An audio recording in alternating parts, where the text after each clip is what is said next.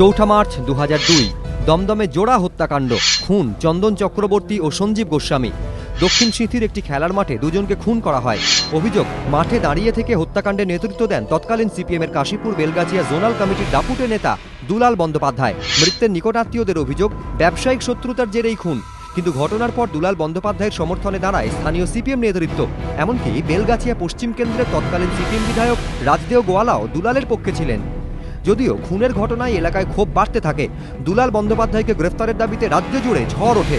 শেষমেশ তৎকালীন মুখ্যমন্ত্রী বুদ্ধদেব ভট্টাচার্যের নির্দেশে গ্রেফতার হন দুলাল। 29 অগস্ট 2003 দমদম জোড়া হত্যাকাণ্ডে দুলাল বন্দ্যোপাধ্যায় এবং তার দুই সাগরেদ কৃষ্ণেন্দু ঘোষ ও সুব্রত খাড়াকে যাবজ্জীবন কারাদণ্ডের নির্দেশ দেয় আলিপুর আদালত। ওই বছরই নিম্ন আদালতের নির্দেশকে চ্যালেঞ্জ করে কলকাতা হাইকোর্টে দ্বারস্থ হন তিনজন। 10 জানুয়ারি 2014। 2003 সালে আপিল মামলা হলেও এতদিনেও শুনানি শুরু হয়নি।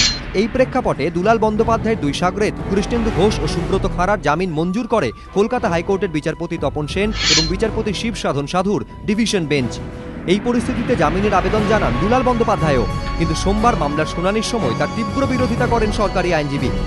আমরা ডিভিশন বেঞ্চকে দেখালাম he is the main conspirator of the offence, তার ইনস্ট্রাকশনেই সব কিছু হয়েছেন।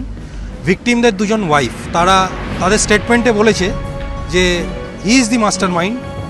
দুপক্ষের সওয়াল জবাব শোনার পর দুলাল বন্দ্যোপাধ্যায়ের জামিনের আবেদন খারিজ করে দেয় হাইকোর্ট।